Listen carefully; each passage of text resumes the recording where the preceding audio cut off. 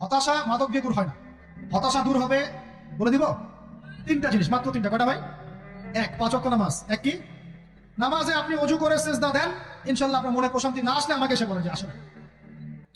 চোখের পানি, মনের আবেগ যা আছে আপনার ভিতরে, কষ্ট, দুঃখ, যন্ত্রণা, সব আল্লাহকে ঢেলে দিবেন ইনশাআল্লাহ। নিজের আবেগ ধরে রাখবেন এখানে, আপনি আল্লাহর জন্য ঢেলে দিবেন। মানুষকে আবেগ দেখা কি না? মানুষ আপনার চোখের পানির মর্ম বুঝবে? মানুষ কি মানুষের চোখের পানির মর্ম বোঝে? আপনার পিতা যদি মারা যায়, আমার কাছে এসে দোয়া চান, কান্নাকাটি করে, আমি দোয়া করতে পারবো, কিন্তু আমি কিন্তু আপনার ফিলিংসটা বুঝতে পারবো না। আপনার অনুভূতি কে বুঝতে পারবেন? আল্লাহ পাক আপনার ঘাড়ের রগের চেয়ে কাছে আছে। সুবহান সুবহান, আল্লাহ পাক ঘাড়ের রগের চেয়ে কাছে আছে। গতকালকে বাংলাদেশের একজন বড় আলেমের সাথে একটা কনফারেন্সে ছিলাম। উনি বলছিলেন যে এক ব্যক্তি, এটা শোনেন, এক ব্যক্তি খুব তার শখ যে তিনি সাহাবীদের মতো নামাজ পড়া শিখবেন। কথা বুঝতে পারছেন? সাহাবীদের মতো নামাজ শিখবেন। তো একজন বড় আলেমের কাছে এসেছেন, এসে বলছেন যে আমাকে সাহাবীদের মতো নামাজ শিখিয়ে দেন। তখন সেই আলেম আরেকজন আলেমের সন্ধান দিয়েছেন, যা তুমি তার কাছে যাও, তিনি শেখাবেন। তো সেই ব্যক্তি তো অবাক হয়েছেন, কারণ যাকে প্রশ্ন করেছিলেন তিনি অনেক বড় মুহাদ্দিস, আর যার কাছে পাঠানো হচ্ছে তিনি অত বড় মুহাদ্দিস নন, কিন্তু আবেদ, আমল করেন। তাকে গিয়ে বলছেন উনি আমাকে পাঠিয়েছেন সাহাবী ওয়ালা নামাজ শিখিয়ে দেন। তখন তিনি বলছেন ঠিক আছে, সুন্দর করে ওযু করে আসো, সুন্দর করে ওযু করে আসো। ওযু করার সময় খালি খেয়াল রাখবা যে আমি ওযু করছি শুধু আল্লাহর সন্তুষ্টির জন্য। কি খেয়াল রাখবেন? ওযু করছি শুধু আল্লাহকে রাজি খুশি করার জন্য ওযু করছি, আর কোনো উদ্দেশ্য নাই আমার। ওযু করতে যাচ্ছে, তিনি আবার বলছেন দাঁড়াও, শুধু আল্লাহকে রাজি খুশি করার জন্য ওযু করো। আবার শুরু করছেন, আবার বলছেন শোনো, শুধু আল্লাহকে রাজি খুশি করার জন্য ওযু করো। এভাবে বলতেই আছেন, নামাজে দাঁড়িয়ে আছেন, দাঁড়ানোর আগে বলছেন শোনো, শুধু আল্লাহকে রাজি খুশি করার জন্য নামাজ পড়ো। বলতেই আছেন। এক পর্যায়ে সে ব্যক্তি নামাজ শুরু করলো, নামাজে মনোযোগ এদিক ওদিকে যায়, আর তার মাথায় এটা আসে, এই শুধু আল্লাহকে রাজি খুশি করার জন্য আমাকে নামাজ পড়তে হবে, শুধু আল্লাহকে রাজি খুশি করার জন্য নামাজ পড়তে হবে। এই চিন্তা তার মনের মধ্যে ঘুরপাক খাচ্ছে। এভাবে নামাজটা সে শেষ করে চিন্তা করছে যে নামাজ তো পুরোপুরি মনোযোগ দিতে পারলাম না, বারবার মাথার মধ্যে এরকম চিন্তা আসছে, আল্লাহ আমাকে মাফ করে দাও, নামাজটা আমার মনে হলো না ঠিক মতো। তখন সে ফিরে এসে তার সে ওস্তাদকে বলছেন আমার তো নামাজ এরকম করে পড়লাম, কিন্তু শেষমেশ মনে হলো যে নামাজটা হয়তো কবুল হয় নাই, আল্লাহর কাছে খুব মাফ চাইলাম, আল্লাহ আমাকে মাফ করে দাও, নামাজটা মনে হলো না। তখন সেই যে প্রথম ব্যক্তি যিনি পাঠিয়েছেন তিনি বলছেন এটাই হলো সাহাবী ওয়ালা নামাজ। তারা আল্লাহকে রাজি খুশি করার জন্য নামাজ পড়তেন, নামাজ শেষ করে আল্লাহর কাছে ইস্তেগফার করতেন, আল্লাহ কিছুই হলো না, কিছুই হলো না। আর কথা কি বুঝতে পারছেন? অতএব আল্লাহকে রাজি খুশি করার জন্য আপনি আপনার আবেগ, আপনার ইবাদত সব ফেলে দিবেন, অন্য কারোর কাছে কিছু পাওয়ার আশা করুন। আমাকে আল্লাহ পাঠিয়েছেন দুনিয়াতে নামাজ পড়তে, রোজা রাখতে, দিনের প্রচার করতে, দিনের জ্ঞান অর্জন করতে, এই তো। তা আমি একজন মেয়ের জন্য জীবন নষ্ট করে দিব কেন? আমি তাহলে আল্লাহর কাছে কি মুখ দেখাবো, আর নবীর কাছে কি মুখ দেখাবো? ওখানে গিয়ে বলবো আল্লাহ আমি আমার অমুক প্রেমিকার জন্য আশেক হয়ে একদম জীবন দিয়ে দিয়েছি, আত্মহত্যা করেছি। গেছে ভাই, যাইতে দেন। যে ব্যক্তি আপনার অবস্থানকে মূল্যায়ন করে নাই, সে আপনার যোগ্য ছিল না। এখন আপনি কি করবেন? নিজের অবস্থান উন্নত করেন, আপনার পিছনে লাইন ধরে ঘুরবেন সব। এটাই বাস্তবতা। দুনিয়া খুব খারাপ জিনিস। মানুষের অবস্থানকে মূল্যায়ন করে, মানুষের অবস্থানকে মূল্যায়ন করে, কিন্তু আল্লাহ রাব্বুল আলামিন আপনাকে সর্বাবস্থায় ভালোবাসেন। আলহামদুলিল্লাহ। এই যে আমরা এখন অনেক পাপ করছি না, আল্লাহকে আমাদেরকে আযাব দিয়ে ধ্বংস করে দিয়েছেন। আল্লাহ পাক এখনো আমাদেরকে ভালোবাসেন, রহম করেন, আল্লাহ পাক অপেক্ষা করছেন কখন তওবা করবে, আমি তওবা কবুল করব। এই কখন আমার বান্দা খালি একবার বলে আস্তাগফিরুল্লাহ, আল্লাহ পাক সাথে সাথে মাফ করে দেবেন। আর সেই আল্লাহকে ভুলে আপনি কার পিছনে ছুটছেন? আমরা কিন্তু নিয়াত করতে পারি ভাই যে আমরা যারা ওয়াজ শুনলাম জীবনে কোনোদিন সিগারেটে হাত দিব না। রাজি আছি ভাই? অন্য বড় বড় জিনিস তো বহু দূরের কথা। আচ্ছা, অনেকে রাজি হয় না কেন? আপনারা কি অলরেডি আসক্ত? আমি অনেক ভাইকে দেখেছি মাশাআল্লাহ ইফতার খুলে একদম বেনসন টানা শুরু করে। হ্যাঁ, এটা যে হারাম আপনাদের কেউ ওয়াজ করে শোনায় নাই? এটাকে কি মনে করেন আপনারা, হারাম না হালাল? কেউ বলেছে মাকরুহ, নাকি মাকরুহ ফতোয়া দিয়েছে? মাকরুহ শব্দের অর্থ জানেন আপনি? মাকরুহ শব্দের অর্থ কি একটু শোনেন। সূরা বনী ইসরাঈল খুলবেন। কোন সূরা? সূরা বনী ইসরাঈল। আল্লাহ পাক বলছেন আমি বনী ইসরাঈলকে এই কাজগুলো করতে নিষেধ করেছি। কোন কোন কাজ? জিনা করো না, জিনার ধার কাছে যেও না, এতিমের মাল আত্মসাৎ করো না, শিরক করো না, ইত্যাদি। যারা আলেম আছেন তারা আমার কথা বুঝবেন। এই কাজগুলোর পরে আল্লাহ পাক বলছেন যে এই প্রত্যেকটা কাজ আল্লাহর কাছে মাকরুহ, অপছন্দের। কিসের? অপছন্দ। আর এটাকে আপনি সহজ মনে করছেন? নিয়াত করি আল্লাহ পাকের সন্তুষ্টির জন্য আমরা কোনোদিনও মাদকের সাথে সম্পৃক্ত হব না ইনশাআল্লাহ। আর বিশ্বাস করেন, শুধুমাত্র মাদক দ্রব্য নিয়ন্ত্রণ অধিদপ্তর এই আইন কানুন এগুলো দিয়ে, জরিমানা দিয়ে মানুষকে মাদক ছাড়ানো যাচ্ছে না, যাবে না। কেন যাবে না এটা আপনারা খুব ভালো করেই জানেন, আমি বলতে চাচ্ছি না। অনেক সময় মাদক বিরোধী কনসার্ট করে মানুষ, মাদক বিরোধী কনসার্টে ওঠার আগে এক বোতল ডাইল খেয়ে আসে আগে। এগুলো কি বাস্তব কথা বলছি না অবাস্তব কথা বলছি? আমাদের যুবক ভাইরা কোশ্চিন কালেও মাদকের ধার কাছে যাবেন না ইনশাআল্লাহ। একটা হাদিস খালি মনে রাখেন, এই হাদিসটা মনে রাখেন। নবী সাল্লাল্লাহু আলাইহি ওয়াসাল্লাম বলেছেন কেউ যদি মাদকদ্রব্য সেবন করে তার 40 দিনের নামাজ কবুল হবে না। সিগারেট একটা খেয়েছি, 40 দিন নামাজ নাই। এরপর যদি সে তওবা করে আল্লাহ মাফ করে দিবেন। আবার যদি মাদক খায় আবার 40 দিন কবুল হবে না।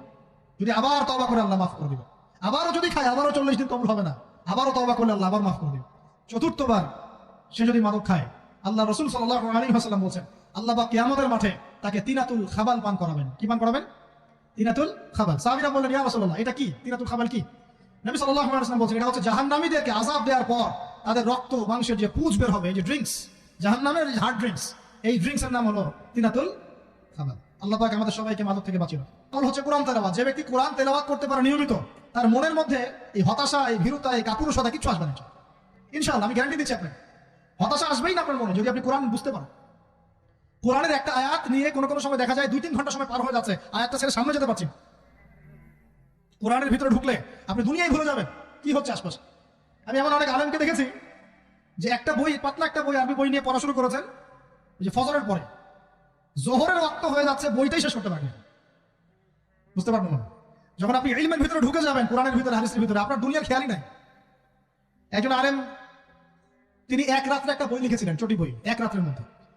বলা হচ্ছে তার সম্পর্কে বলা হচ্ছে যে রাতের খাবার তাকে দেওয়া হয়েছে, যে আপনি এটা খেয়ে নেন, খাবারটা পাশেই আছে, খাবারটা পাশেই আছে, খাবারটা খাবো, এটা লিখে খাবারটা খাবো, এরকম তার চিন্তা ছিল। ফজর হয়ে গেছে, বই লিখাও শেষ, খাবার এই অবস্থায় পড়ে আছে, ডুবে গেছেন ভিতরে, খাবার খাওয়ার মাথায় খেয়াল নাই। এরকম হয়। একজন মনীষী, বিখ্যাত মনীষী, রিয়াদুস সালেহীন কিতাবের রাইটার, সংকলক আল্লামা নববী রাহিমাহুল্লাহ, এরকম সারা রাত চলে গেছে, পাশে দুইটা খেজুর খাওয়ারই সময় পান, হাদিস নিয়ে গবেষণা করতে করতে করতে করতে রাত পার হয়ে গেছে। আমি বলতে চাচ্ছি, যখন ইলমের ভিতরে, কোরআন হাদিসের ভিতরে ঢুকে যাবেন, আপনার দুনিয়ার খেয়াল আপনার চলে যাবে ইনশাআল্লাহ। এই টেনশন, হতাশা, এই সেই বা, তখনই আল্লাহ পাক আপনাকে তার পক্ষ থেকে রহমত দিবেন, বরকত দিবেন, আল্লাহ আপনার দুনিয়ার কাজগুলো করে দিবেন ইনশাআল্লাহ। তখন দেখবেন কেউ আপনার দুনিয়ার ওই কাজটা করে দিয়েছে, কেউ ওই কাজটা করে দিয়েছে, কেউ বাসায় খাবার পাঠিয়ে দিয়েছে, আল্লাহ পাকে এগুলো করাই দিবেন ইনশাআল্লাহ। তো প্রিয় ভাইরা, মাদকে যাবো না আল্লাহর কাছে আসবো? 2 নাম্বার কোরআন তেলাওয়াত, 3 নাম্বার আল্লাহর জিকির। 3 নাম্বার কি ভাই?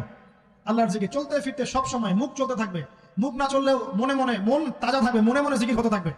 মনে মনে জিকির করতে পারেন, মুখ নড়বে না, কিন্তু মনে মনে আপনার একটা জিকির হতে থাকবে, সুবহানাল্লাহ, আলহামদুলিল্লাহ, লা ইলাহা ইল্লাল্লাহ, আল্লাহু আকবার। করা যাবে?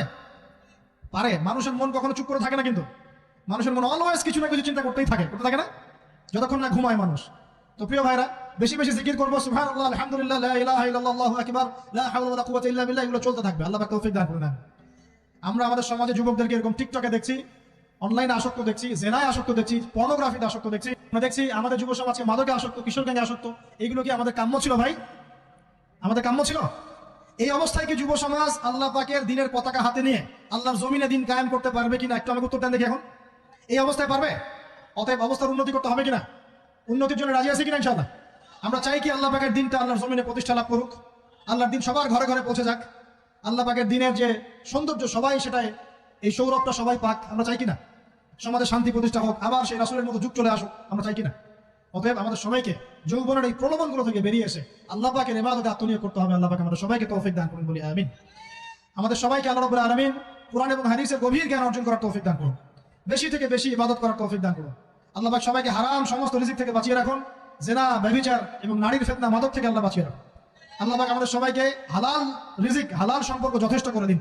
আল্লাহ পাক আমাদের সবাইকে যেন দিনের দাওয়াতের মেহনত করার তৌফিক দান করেন এবং আলেম ওলামার সাথে পরামর্শ করে দিন শেখার এবং বোঝার তৌফিক দান করেন। যুবতী দিনী বোনদের জন্য, এখানে বোনরা আছেন না? আছেন কিনা? দিনী বোনরা আছেন?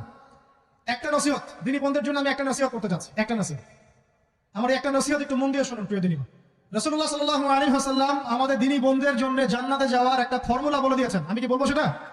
আচ্ছা, রাসূলুল্লাহ সাল্লাল্লাহু আলাইহি ওয়াসাল্লাম বলেছেন, আমাদের দিনী বোনেরা, আমাদের মায়েরা, এই নারী জাতি মাত্র 4টা কাজ করলে জান্নাতের যে কোনো দরজা দিয়ে ইচ্ছা প্রবেশ করতে পারবে। খুশি হন না? কয়টা কাজ?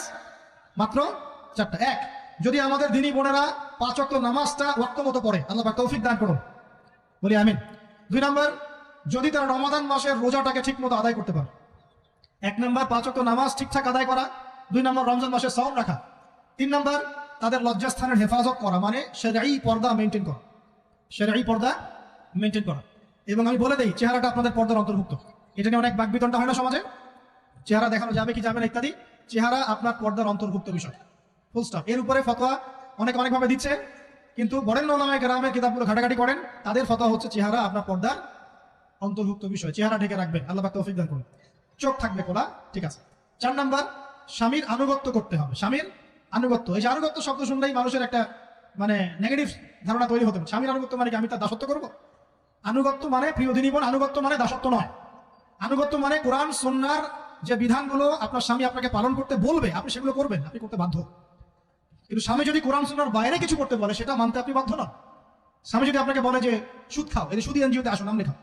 স্বামী যদি আপনাকে বলে যে আসো বেপর্দায় বাইরে যাই, সাজুগুজু করে বের হও, চলো ঘুরে আসে বেপর্দায়। স্বামী যদি বলে দেবরকে একটু খাবারটা দিয়ে আসো, আমার অফিসের কলিগ আসছে, খাবার পরিবেশন করো, আসো ডাইনিং এ আসো, এই যে হারাম কাজ বেপর্দার আদেশ করছে, সুদের আদেশ করছে, আপনি সেগুলো পালন করবেন।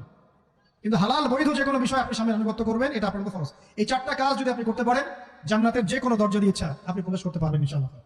আল্লাহ পাক আমাদের দিনী বন্ধুদেরকে এই 4টা কাজ করার তৌফিক দান করুন। আমাদের সবাইকে আল্লাহ পাক জান্নাতের জন্য কবুল করুন, বলি আমিন।